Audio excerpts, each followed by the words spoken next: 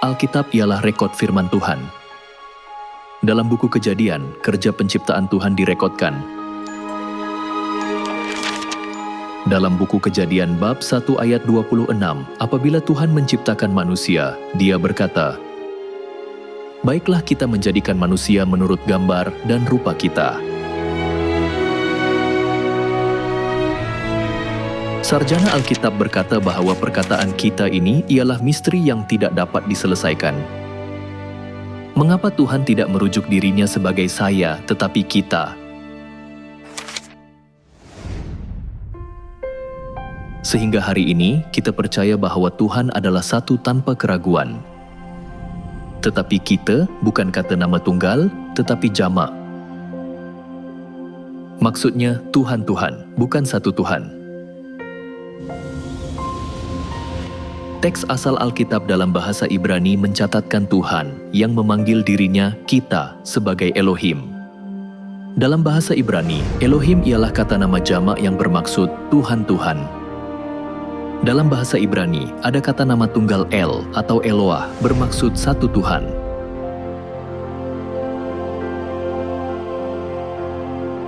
Walaupun begitu, perkataan Elohim yang bermaksud Tuhan-Tuhan muncul lebih daripada 2.500 kali dalam Alkitab.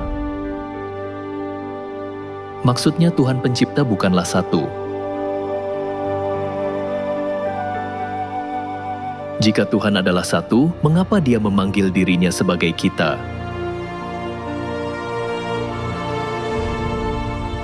Kita dapat memahami ini dengan mudah melalui ciptaan Tuhan.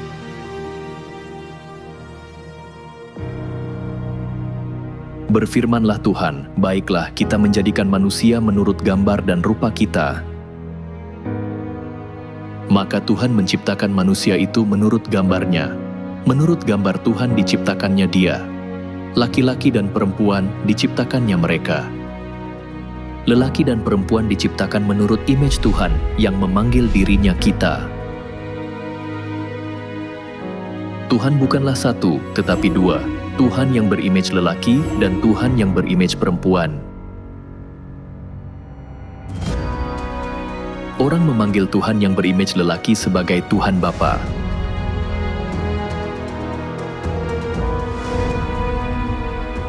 Bapa ialah gelaran yang digunakan oleh anak-anak. Tidak kira berapa umur seorang lelaki, dia tidak boleh dipanggil Bapa jika dia tidak mempunyai anak. Dan jika seorang lelaki mempunyai anak, maksudnya ada juga ibu yang melahirkan anak itu.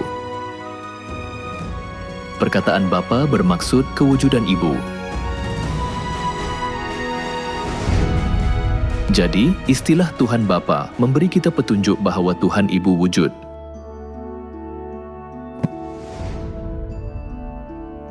Alkitab mengajar kita bahwa kita mempunyai ibu di surga.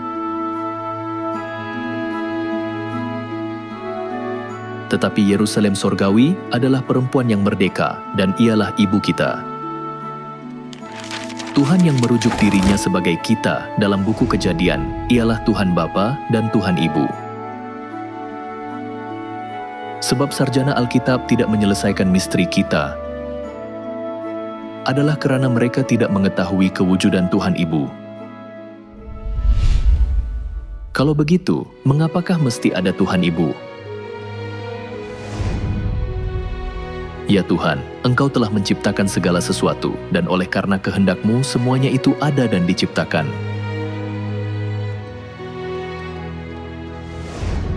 Segala sesuatu di dunia ini merangkumi kehendak Tuhan. Marilah kita melihat semua perkara di dunia ini. Burung yang terbang di langit mempunyai bapa dan ibu. Ikan di laut mempunyai bapa dan ibu. Singa di padang rumput mempunyai bapa dan ibu juga. Manusia adalah sama. Juga mesti ada bapa dan ibu yang melahirkan anak-anak. Tuhan membuatkan semua makhluk menerima kehidupan daripada bapa dan ibu, terutamanya melalui ibu.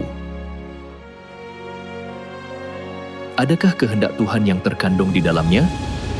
Sama seperti kita menerima kehidupan fizikal daripada ibu fizikal, kita dapat menerima kehidupan rohani daripada Tuhan Ibu.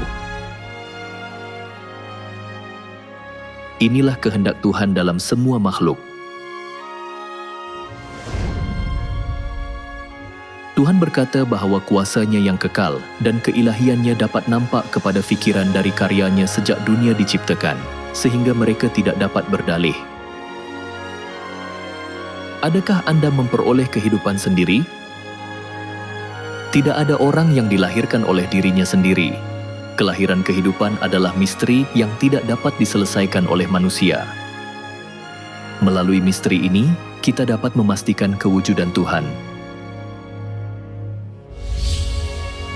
Kita dalam Alkitab ialah misteri yang sarjana Alkitab pun tidak dapat selesaikan. Tuhan yang merujuk dirinya sebagai kita ialah Tuhan Bapa dan Tuhan Ibu. Roh dan pengantin perempuan itu berkata, "Marilah," dan barang siapa yang mendengarnya, hendaklah ia berkata, "Marilah." Dan barang siapa yang haus, hendaklah ia datang. Dan barang siapa yang mau, hendaklah ia mengambil air kehidupan dengan cuma-cuma. Pada zaman Roh Kudus, Tuhan yang memberi kita air kehidupan ialah Tuhan Bapa, yaitu Roh Kudus, dan Tuhan Ibu, yaitu pengantin perempuan. Sama seperti yang Tuhan tunjukkan kepada kita melalui segala-galanya di dunia, kehidupan kekal boleh diberikan kepada kita bukan oleh satu Tuhan, tetapi oleh Tuhan Elohim.